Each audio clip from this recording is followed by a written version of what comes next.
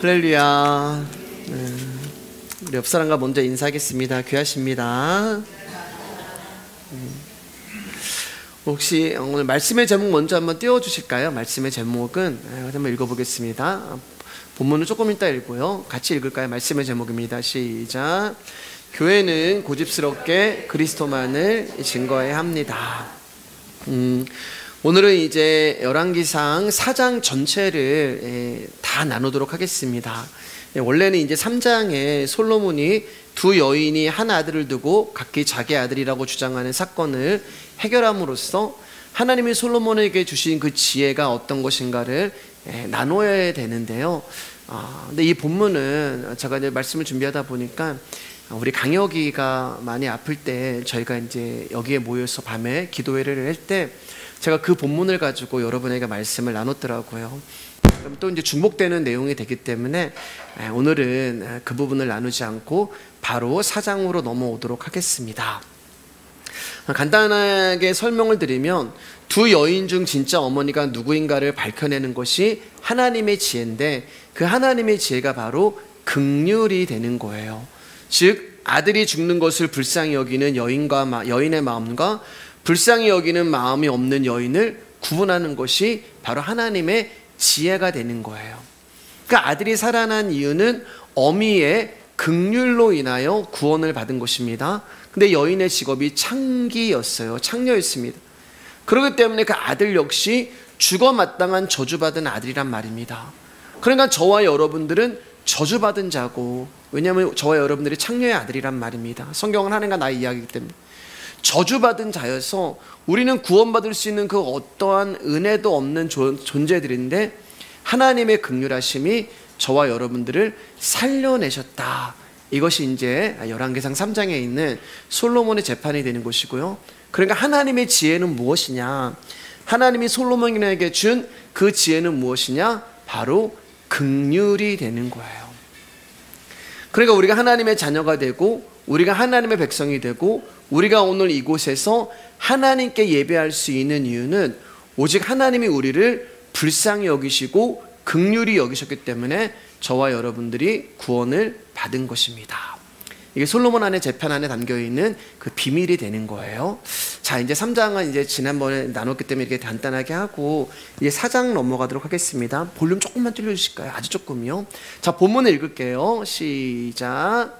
솔로몬 왕이 온 이스라엘 왕이 되었고 그의 신하들은 이러하니라. 사독의 아들 아사리아는 제사장이요, 시사의 아들 엘리오렙과 아이야는 서기관이요, 아일롯의 아들 여호사밧은 사관이요, 여호야다의 아들 분야야는 군사령관이요, 사독과 아비아달은 제사장이요, 나단의 아들 아사리아는 지방관장의 두령이요, 나단의 아들 사붓의 제사장이니 왕의 보시요, 아이살은 국내 대신이요, 압다의 아들 아도니람은 노동 감독관이었더라. 자, 이제 오늘 4장의 내용은 어떻게 시작하냐면은 솔로몬 왕이 온 이스라엘의 왕이 되었고 이렇게 이제 시작을 합니다. 그런데 여러분, 솔로몬이 왕이 된 것은 이미 2장에서 언급을 하고 있어요. 솔로몬의 아버지 다윗의 왕위에 앉아서 왕이 되었다, 이렇게 시작을 합니다. 그런데 다시 4장에서 오늘 본문에 솔로몬이 왕이 되었다라고 언급을 하고 있습니다.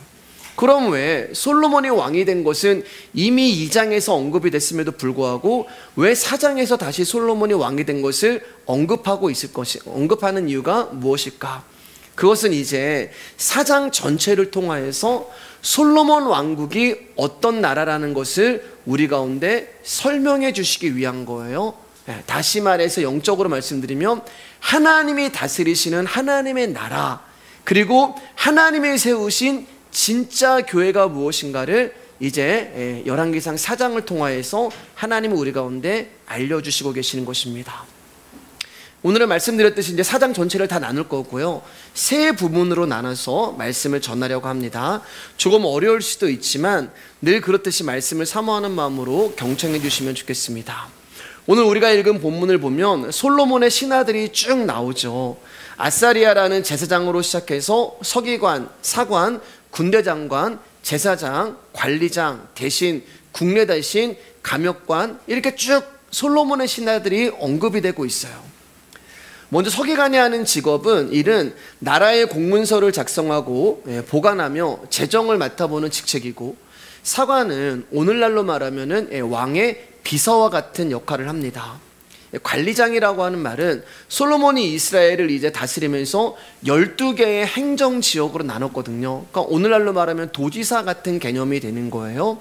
각 구역의 책임자를 말하는 것이고, 국내 대신은 왕궁의 살림을 맡은 직책이고, 감역관은 세금과 부역을 담당하는 직책이었습니다. 제가 여러분에게 뭐 이렇게 굳이 이런 거 안 알아도 되는데 생소한 직책에 대해서 설명을 드리는 이유는, 이 사람들이 솔로몬의 왕국을 이끌어가는 것에 있어서 매우 중요한 일을 하는 사람들이기 때문에 그래요. 다시 말해서 솔로몬 왕국이 유지되고 나라가 굳건한 질서 위에서 번성하고 세워지기 위해서는 반드시 필요한 자들이 바로 소개되고 있는 솔로몬의 신하들이 되는 것입니다. 자, 근데 2절 말씀 한번 제가 다시 한번 읽어드릴게요. 그의 신하들은 이러하니라 라고 하면서 가장 먼저 등장하는 직책, 가장 먼저 등장하는 신하가 제사장이란 말이에요. 그러니까 모든 신하들보다 가장 먼저 언급이 되고 있는 이유는, 이어서 있는 모든 신하들보다 가장 중요한 직책이고 가장 중요한 사람이기 때문에 모든 신하들보다 제일 먼저 언급이 되고 있는 거예요.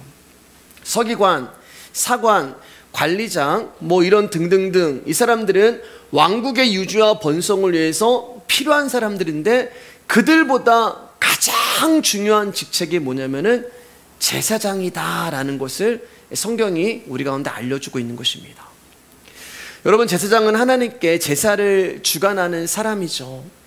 물론 이방 나라에도 제사장이 있었습니다. 모든 나라에 그 이방 나라에 제사장이 있었어요. 그런데 이스라엘에 있는 제사장과 다른 이방 나라에 있는 제사장은 존재하는 이유와 역할과 목적이 다릅니다. 이방 나라의 제사장들은 자신들이 섬기는 신에게 제사를 드리면서 국가의 발전과 평안과 안전을 기원해요. 오늘도 우리가 보면 이제 그런 무속신앙에서 무당들이 그런 거 하잖아요. 나라의 안전과 나라의 평안과, 그런 게 이방 나라에 세운 제사장들이에요. 하지만 솔로몬 왕국의 이스라엘 제사장은 그런 일을 하라고 하나님이 세운 존재가 아니에요. 왜냐하면 여러분, 제사장은 솔로몬의 왕국의 존재 여부와 아무런 상관이 없는 자예요. 아까 얘기했던 뭐 국내 대신 서기관, 뭐 관리장, 이런 사람들은 없어서는 안 되는 사람이거든요. 그 중에 한 사람이라도 빠지면 이스라엘이란 나라가 흔들흔들 거리는 거예요. 그래서 제사장은 없어도 이스라엘이라고 하는 나라가 존재하는 것에 아무런 상관이 없어요. 그러니까 다시 말해서 제사장이 제사를 잘 드리면 이스라엘 나라가 부강해지는 것도 아니고, 제사장이 제사를 망치면 이스라엘이라는 솔로몬 왕국이 쇠퇴해지는 것이 아니란 말이에요. 다른 신하들이 없으면 왕국을 유지하는 데 많은 어려움이 발생을 하지만, 제사장은 솔로몬 왕국의 존재 여부와 아무런 상관이 없는 사람입니다. 여러분, 오늘날 몇 명의 목사라는 사람들이 스스로를 자칭 제사장이라고 이야기하고 선지자라고 이야기합니다. 여러분, 오늘날 선지자라고 하는 사람은 다 이단이에요. 선지자는 세례 요한으로서 끝이 납니다. 구약에서 끝이 나버려요. 그런데 자칭 제사장이라고 하고 선지자라고 하면서 나라와 민족을 위한 기도회라는 모임을 갖지만, 여러분, 오늘 본문에 받쳐서 본문을 붙들고 여러분 가운데 말씀드리면, 그 기도가 나라를 유지하고 지탱하는 것에 어떠한 영향력도 주지 못한다는 거예요. 오히려 어쩌면 그런 모습이 참된 기독교와 전혀 상관이 없는 이방 종교의 행위에 불과하다는 것을 알아야 합니다. 제가 이제 그 1월 1일 날 처가댁에 모임이 있어가지고 이제 갔는데, 저희 이제 처가댁이 이제 8남매여가지고 다 예수를 잘 믿으시거든요. 장로님 계시고 또 다 권사님이고 안주집사님이시고, 그래서 1월 신년에는 모여서 온 가족이 이제 예배를 드리자라고 해서, 제가 이제 목사니까 가서 이제 예배를 인도하고 말씀을 이제 전하는 일을 이제 신년에 합니다. 근데 이제 가면은 모이면 이제 정치 얘기를 하잖아요. 정치 얘기하니까 이제 저 형님들 사이에서 딱 이제 나눠져가지고 보수 막 진보 막 이런 얘기를 해요. 저는 한마디도 안 하고 있는데 작년에도 물어보셨는데 올해도 똑같이 물어보시더라고요. 김서방은 어떻게 생각하나? 근데 제가 작년에도 똑같은 대답을 했거든요. 근데 이저번에 똑같이 물어보셔서 제가 그랬습니다. 목사가 정치 얘기하면은 말씀을 잃어버렸다는 거라고 생각을 합니다. 목사가 정치 얘기할 이유가 뭐가 있어요? 목사는 하나님의 말씀만 전하면 되는 거예요. 자, 그러면 왕국의 발전과 전혀 상관이 없는 제사장이 왜 솔로몬의 다른 신하들보다 가장 중요한 위치에 있는 것일까? 그가 제사를 잘 드리든 못 드리든 솔로몬의 왕국은 유지되는데 왜 솔로몬이 가장 중요한 신하의 이름으로, 제사장의 이름으로 기록된 것일까? 그것은 이스라엘이라고 하는 나라가 제사장 나라이기 때문에 그렇습니다. 우리 출애굽기 19장 6절입니다. 시작. 너희가 내게 대하여 제사장 나라가 되며 거룩한 백성이 되리라. 너는 이 말을 이스라엘 자손에게 전할지니라. 여기 제사장 나라라는 말은요, 제사장이 중심이 된 나라를 말합니다. 그럼 제사장이 하는 일이 뭐냐? 제사장이 하는 일은 죄와 연관된 일을 해요. 즉 죄와 용서의 문제 때문에 제사장이라고 하는 직책이 존재하고 있는 것입니다. 이스라엘 백성들은 하나님 앞에 나올 때 자신의 죄를 바라보며 하나님께 용서를 구하는 자로 나와야 했습니다. 그런데 이스라엘 백성들은 하나님 앞에 스스로 나아갈 수 없기 때문에 그들을 대표해서 하나님이 세운 존재가 제사장이에요. 그러니까 제사장은 이스라엘 백성들을 대표하는 직책이 되는 거죠. 이스라엘 백성들의 죄를 가지고 그들을 대표해서 하나님 앞에 용서를 구하며 나아갔던 존재가 제사장이 되는 거예요. 그러니까 제사장이 가장 먼저 언급이 되는 이유는 하나님이 자신들을 상대하지 않고 제사장을 대표로 만나신다는 것을 알고 있기에 자연히 제사장이 중심이 된 나라가 이스라엘이 되는 것입니다. 그런데 여러분, 만약에 이스라엘 안에서 제사장이 푸대접을 받고 있고 제사장이 무시를 받고 있으면, 사사기 그랬단 말이에요. 여러분, 사사기 말씀 보면은 제사장이 교회 안에서, 성전 안에서 푸대접을 받고 무시를 받고 있으니까, 왜 무시를 받고 푸대접을 받았을까요? 죄에 대해서 이스라엘 백성들이 둔감한 거예요. 내가 왜 죄인이야? 내가 죄인이 아니면 하나님 앞에 나와서 용서 구할 이유가 없죠. 용서 구할 일이 없으니까 예수 그리스도가 필요가 없는 거예요. 그러니까 제사장이 할 일이 없어진 거예요, 여러분. 그러니까 사사기 말씀 보면 제사장이 뭐 하는지 아세요, 여러분? 점쳐줘요. 신방 왔습니다 라고 해가지고 가정에 들어가가지고 막 퍼포먼스 하면서 하나님 이 집 가운데 뭔가를 하실 것 같은데 이러면서 복채를 받았어요. 사사기 말씀 가운데 있어요, 여러분. 그러니까 제사장이라고 하는 존재가 나라 안에서 무시를 받고 푸대접을 받고 있다는 말은 제사장이 필요가 없다는 말이고, 이스라엘이 죄에 대하여 무관심하기 때문에 하나님의 용서 또한 필요가 없다는 증거가 되는 거예요. 이것이 이방 나라의 제사장과 하나님 왕국의 제사장의 다른 이유입니다. 그러므로 솔로몬 왕국이 아무리 뛰어난 신하들로 말미암아 번성하고 강대하게 된다고 해도 제사장이 없다면 하나님과 상관이 없는 이방 나라가 될 수밖에 없다는 거예요. 여러분, 우리 가운데 대제사장으로 오신 분이 예수 그리스도가 되시잖아요. 그런데 왜 세상이 제사장 되시는 예수님께 아무런 관심이 없는지 아십니까? 조금 전에 말씀드렸듯이 죄에 대하여 무감각하기 때문에 그래요.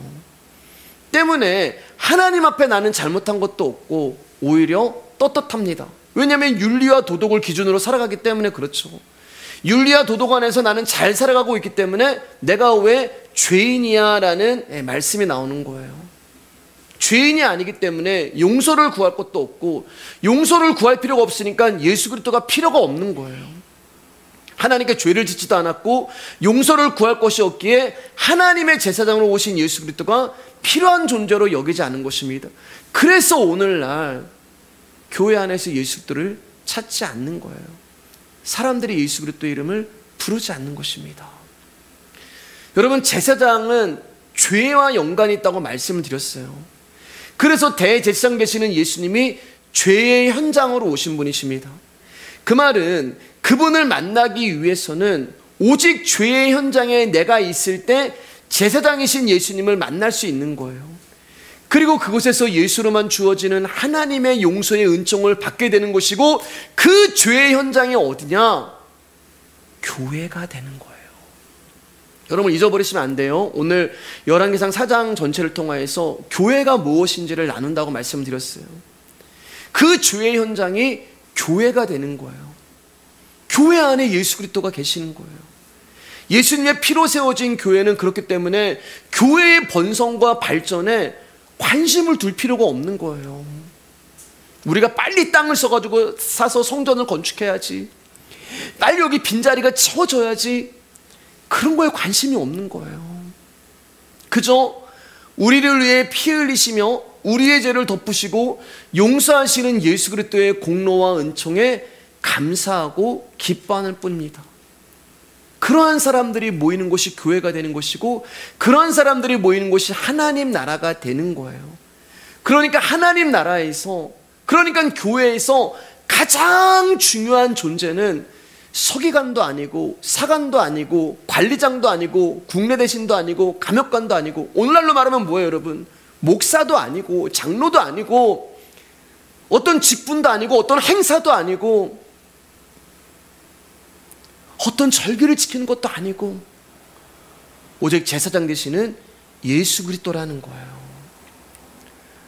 근데 여러분, 오늘날 교회 안에서 예수님의 이야기와 그분의 이름이 증거되지 않고, 왜냐하면 사람들이 예수님에 대해서 필요가 없으니까 어느 날부터 예수 그리스도의 복음이 증거되지 않습니다. 왜냐하면 예수님이 이야기하면 손님이 찾아오지 않거든요. 교회 안에요. 손님을 기쁘게 해줘야 되고, 손님을 만족하기 위해서는 예수님이 아닌 이 세상을 살아가면서 뭔가 나에게 도움이 되는 이야기를 교회에서 해야 하는 거.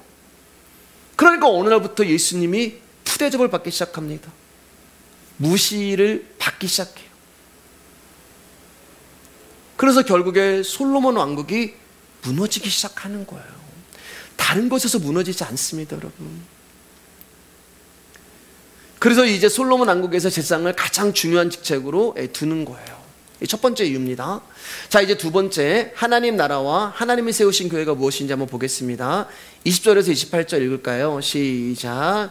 유다와 이스라엘 인구가 바닷가의 모래같이 많게 되매 먹고 마시며 즐거워하였으며, 솔로몬이 그 강에서부터 블레셋 사람의 땅에 이르기까지와 애굽 지경에 미치기까지의 모든 나라를 다스림으로 솔로몬이 사는 동안에 그 나라들이 조공을 바쳐 섬겼더라. 솔로몬의 하루의 음식물은 가는 밀가루가 30고루요, 굵은 밀가루가 60고루요, 살찐소가 10마리요, 초장의 소가 20마리요, 양이 100마리이며 수사슴과 노루와 암사슴과 살찐 새들이었더라. 솔로몬이 그강 건너편을 딥사에서부터 가사까지 모두 그강 건너편의 왕을 모두 다스림으로 그가 사방에 들린 민족과 평화를 이뤘으니, 솔로몬이 사는 동안에 유다와 이스라엘이 단에서부터 브엘세바에 이르기까지 각기 포도나무 아래와 무화과 나무 아래에서 평안히 살았더라.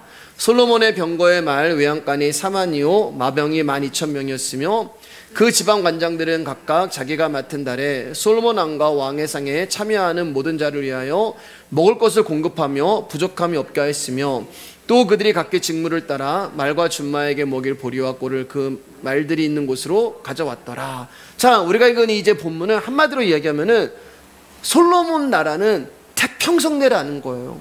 모든 면에서 물질, 식량, 모든 면에서 풍부하고 풍성했다는 것을 지금 말씀하고 있는 것입니다. 많은 식량이 필요할 정도로 수가 많았고, 또 그 많은 수가 먹고 살기에 전혀 걱정이 없을 정도로 넘쳐나는 물자가 풍부했다는 거예요.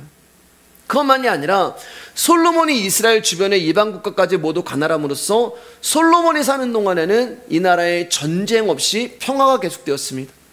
그리고 솔로몬이 세운 관리장들은 각각 자신이 맡은 직무를 따라 성실하게 일함으로 솔로몬 왕국은 경제적으로, 군사적으로 정치적으로 모든 면에서 평화와 안정을 누리며 살아가고 있었던 거예요. 부족함 없이요. 20절의 말씀에 바닷가의 모래처럼 셀 수 없을 정도로 많은 유다와 이스라엘 백성들이 먹고 마시며 즐거워하였다라는 것을 보면은, 여러분, 이스라엘 백성들은 아무런 걱정 없이, 아무런 염려 없이 태평성대를 누리며 잘 먹고 잘 살았다는 거예요. 여러분, 우리가 바라는 복이 그런 거잖아요.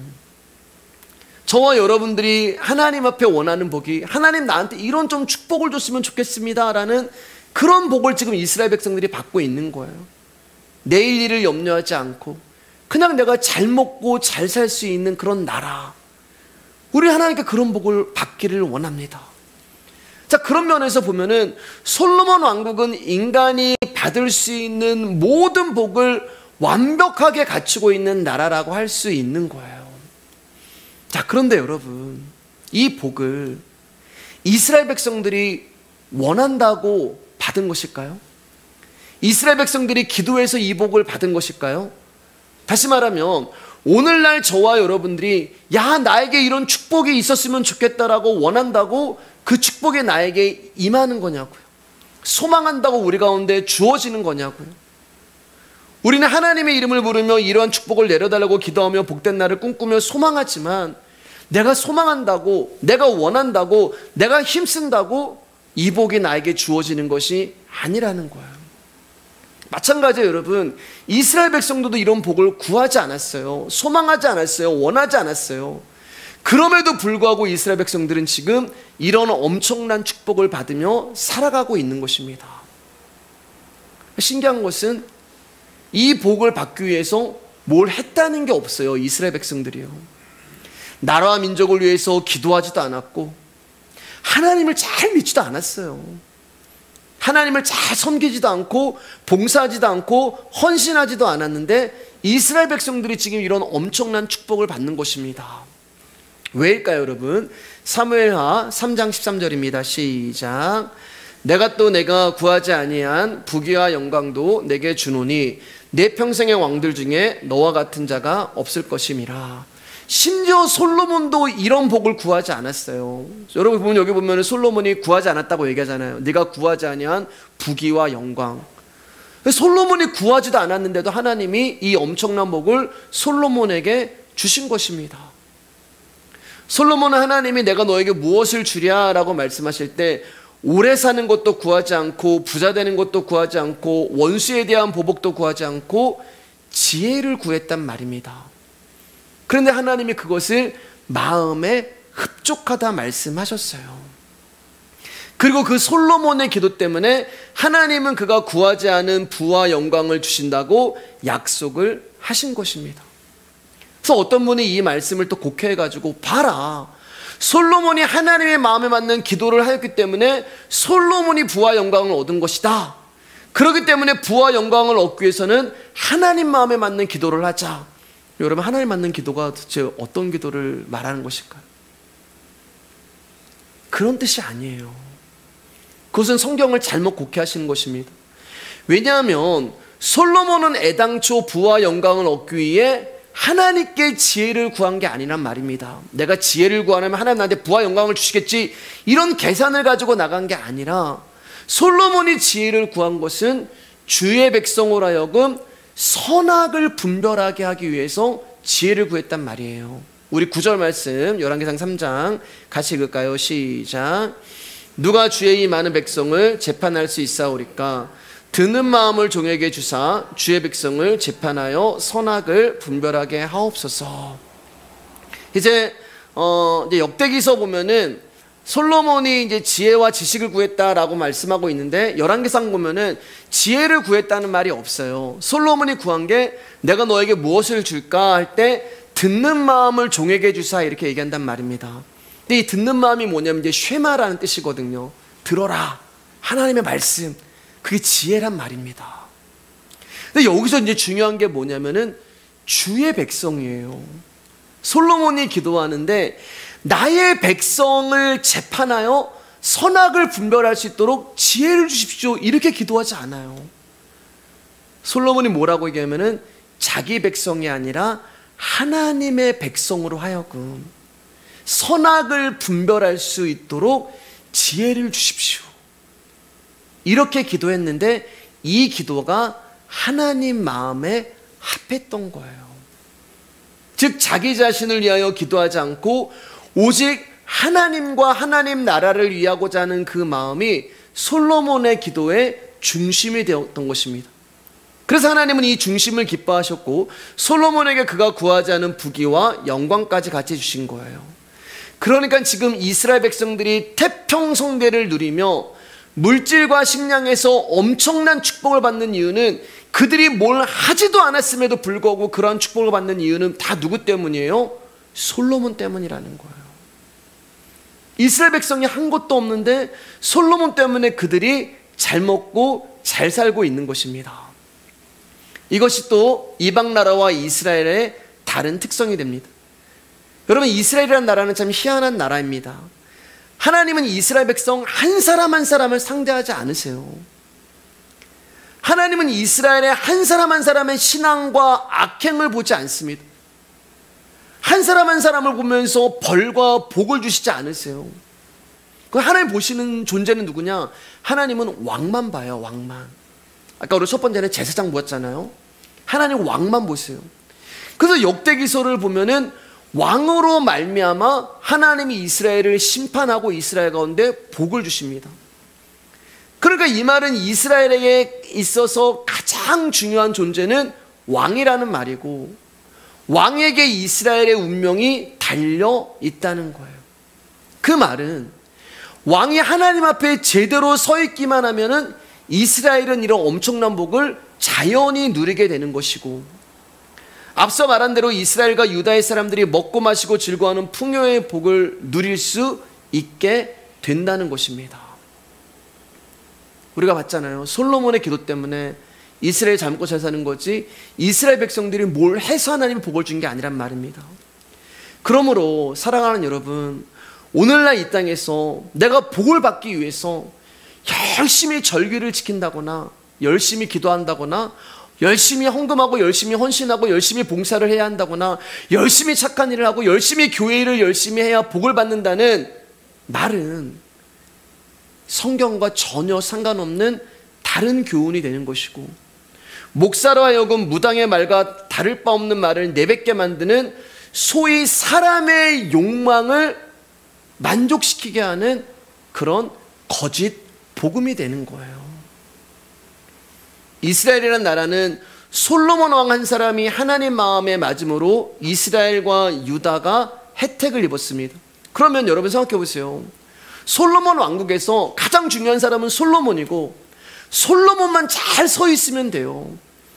그러니까 이스라엘 백성이 내가 잘해야 된다 이런 거 없어요. 그런 거 필요 없습니다. 여러분 제 말 잘 들으셔야 돼요. 못 들으시면 오해합니다. 왕만 하나님 마음에 합하면 되기 때문에 이스라엘 백성들이 내가 잘해야 돼 그런 거 없어요. 자, 그러면 제가 드리고 싶은 말은, 여러분 우리 교회의 왕은 누구십니까? 제가 아니에요. 여러분도 아니에요. 우리 교회 왕은 누구예요? 예수님이에요. 제사장도 예수님이고 왕도 예수님이에요. 저와 여러분들이 그리스도 안에 있기 때문에 모든 것이 용서가 되고 모든 것이 용납이 되는 거예요. 그래서 내가 잘해야 복 받는다 그런 거 없습니다. 왜냐하면 하나님의 마음에 맞고 하나님의 사랑하실 입은 아들이신 예수 그리스도가 우리의 왕이 되심으로 우리가 하나님으로부터 무한한 복을 받게 되는 거예요. 저와 여러분들이 구원을 얻는 것이 한 게 뭐가 있어요? 저와 여러분들이 구원이라고 하는 이 복을 받는 것에 우리가 하나님 앞에 드린 것이 뭐가 있고 내가 행한 것이 뭐가 있어요? 그런데 우리의 왕 되신 예수 그리스도로 말미암아 우리가 하늘의 엄청난 복을 누리게 되어 있는 거예요. 그렇기 때문에 그리스도가 다스리는 이 나라 안에서는 내가라는 존재는 있을 수가 없는 것입니다. 그저 우리가 할 수 있는 것은 내가 지금 이렇게 살아있는 것, 여러분 오늘 이 밤에 이 자리에 나와서 주의 말씀을 듣는 것, 이게 전부 우리의 제사장 되시고 왕 되시는 예수 그리스도 때문에 누리고 있는 복이라는 것을 잊지 않고 감사하시면 되는 것입니다. 사랑하는 여러분, 솔로몬 왕국의 부경화가 어쩌면 천국처럼 보일 거예요. 뭐 천국처럼 보일 거예요. 아무 걱정 없이, 먹고 사는 것도 문제 없이. 그러나 하나님, 사랑하는 여러분, 하나님 나라는, 천국은요, 우리가 뭔가를 갖고 누리는 환경을 말하는 게 아니에요.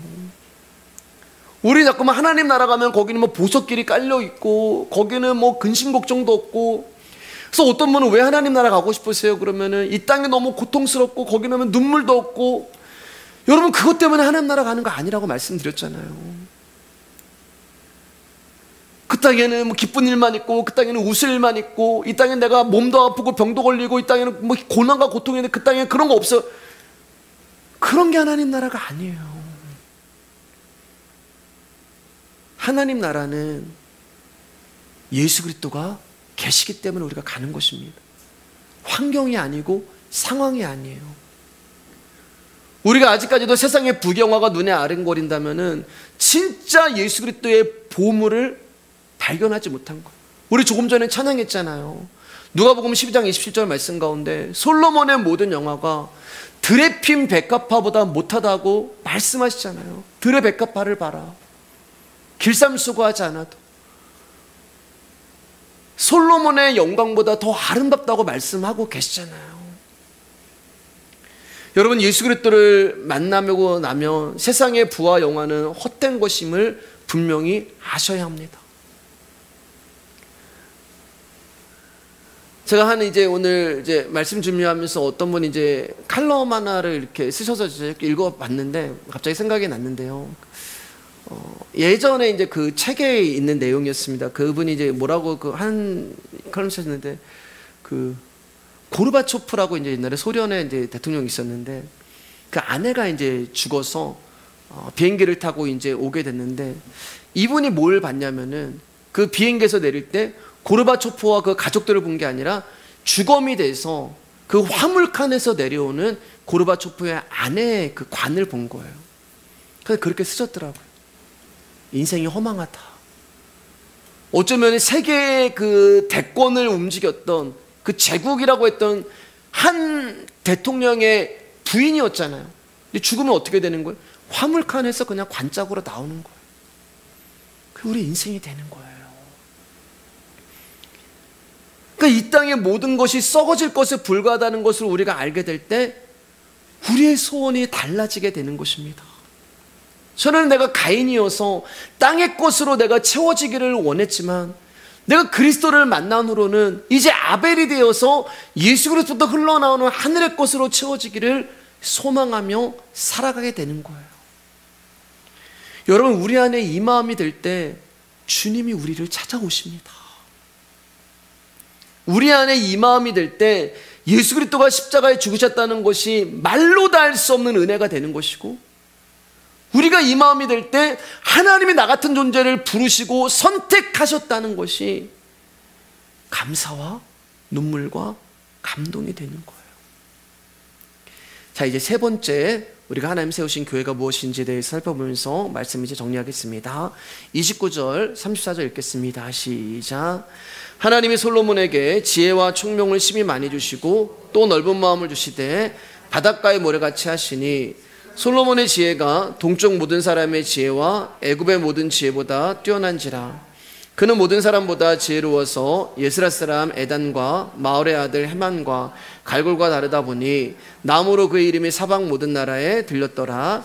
그가 잠언 3,000가지를 말하였고 그의 노래는 1,005편이며 그가 또 초목에 대하여 말하되 레바논의 백향용으로부터 담에 나는 우슬초까지 하고 그가 또 짐승과 새와 기어다니는 것과 물고기에 대하여 말한지라. 사람들이 솔로몬의 지혜를 들으러 왔으니 이는 그의 지혜의 소문을 들어 천하 모든 왕들이 보낸 자들이더라. 이렇게 이제 사장이 끝이 납니다. 이 세 번째는 한마디로 이야기하면은 솔로몬이 세상의 중심이 되었다는 거예요. 근데 여러분, 우리가 말씀 보면서 알 수 있는 게 있는데요. 솔로몬이 세상의 중심이 된 이유는 그가 가지고 있는 힘 때문이 아니라는 거예요. 그가 가지고 있는 부귀와 영화 때문이 아니라는 거예요. 그러면 솔로몬이 세상의 중심이 된 이유가 무엇이냐? 하나님이 주신 지혜 때문이라는 것입니다. 즉 솔로몬에게 모여든 모든 사람들은 솔로몬의 힘에 굴복해서 솔로몬에게 잘 보이기 위해서 모여든 것이 아니라 솔로몬의 입에서 나오는 하나님의 지혜를 듣기 위해서 모였다는 거예요. 여러분 이상하잖아요. 솔로몬이 누린 부와 영화를 조금이라도 얻기 위해서 솔로몬을 찾아왔다면 이해가 되는데, 아니 기껏 지혜의 말 들으려고, 아니 기껏 그 지혜의 말 그게 뭐라고 그거 한마디 들으려고 그렇게 먼 곳에서도 솔로몬을 찾아온 거야? 솔로몬을 찾은 사람들은 솔로몬에게서 그가 누린 부와 영화를 보는 것이 아니라 오직 지혜의 말을 듣기를 원했던 거예요. 그러니까 솔로몬의 나라는 어떤 나라냐? 부와 명예와 힘의 나라가 아니라 지혜의 나라란 말입니다. 솔로몬은 자신이 사람들을 모으지 않았습니다. 부와 영화를 이용해서 얼마든지 모을 수 있었겠죠. 자신의 힘으로 말미암아 얼마든지 사람들을 끌어모을 수 있겠었겠죠. 그런데 솔로몬은 그렇게 하지 않았어요. 그런데도 사람들이 모입니다. 솔로몬이 한 것이란 하나님이 주신 지혜의 말을 했을 뿐이에요. 그런데 사람들이 지혜의 말을 듣기 위해 솔로몬을 찾아온 거예요. 다시 말해서 지혜가 사람들을 모은 것이지 사람이 사람을 모은 것이 아니라는 것입니다. 사랑하는 여러분, 교회는 사람이 사람을 끌어오는 곳이 교회가 되어서는 안 됩니다. 전도는 우리 교회 숫자 늘리기 위해서 데려오는 게 전도가 아니에요. 오늘날 교회의 오류가 이거예요. 내가 왜 교회에 오는지를 몰라요. 무엇이 나를 교회로 이끌게 하시는지를 몰라요.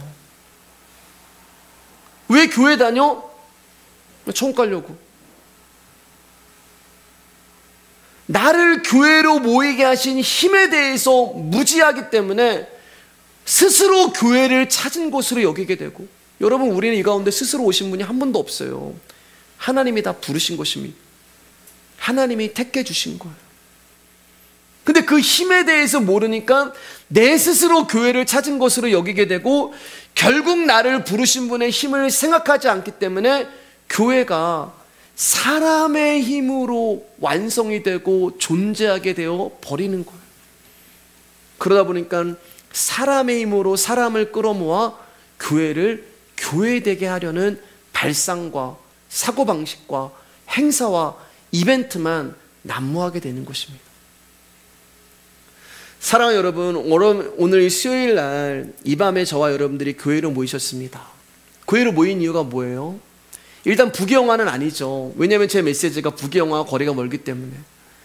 그럼 여러분, 이 밤에, 이 추운 날에, 또 이 피곤한 시간에 지친 몸을 이끌고 이 자리에 오신 이유가 무엇입니까?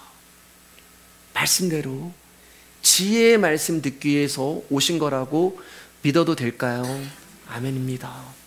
그렇다면 그것은 저와 여러분의 힘으로 온 것이 아니라 지혜 되시는 성령님이 저와 여러분들을 이 자리로 이끌어 오신 것입니다.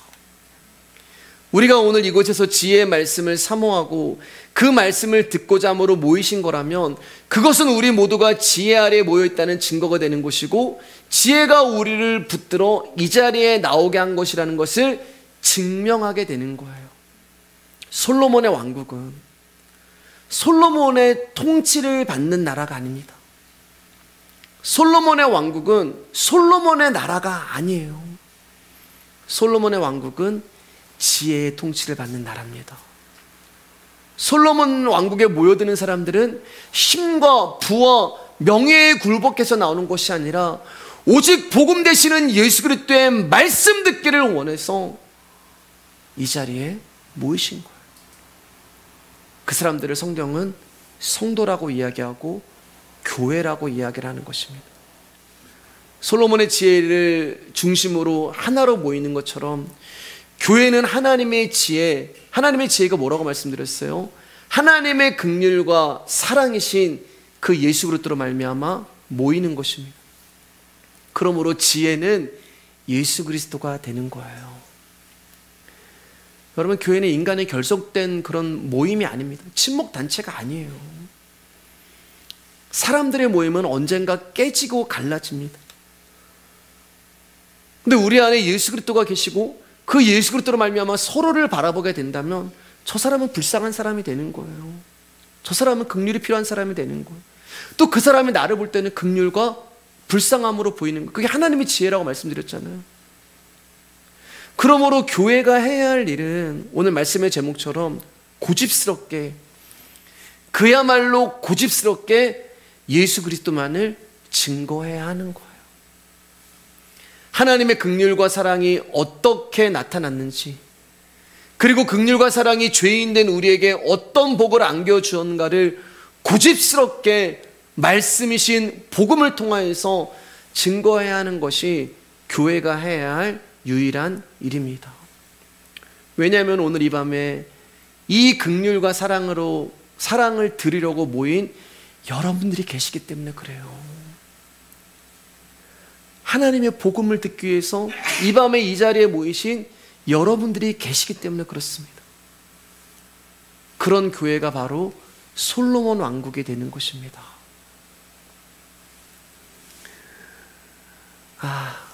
이런 교회가 되었으면 좋겠습니다. 그래서 예수 그리스도의 십자가만 높이고 내 자랑이 없고 서로가 죄인임을 알기에 낮음이 없고 분쟁도 없고 다툼도 없고 경쟁도 없고 우리 목장 너희 목장 그런 거 없고 그냥 예수 그리스도의 지혜로 말미암아 하나가 되는 그런 말씀의 교회가 됐으면 좋겠습니다. 오늘 여기까지 하도록 하겠습니다.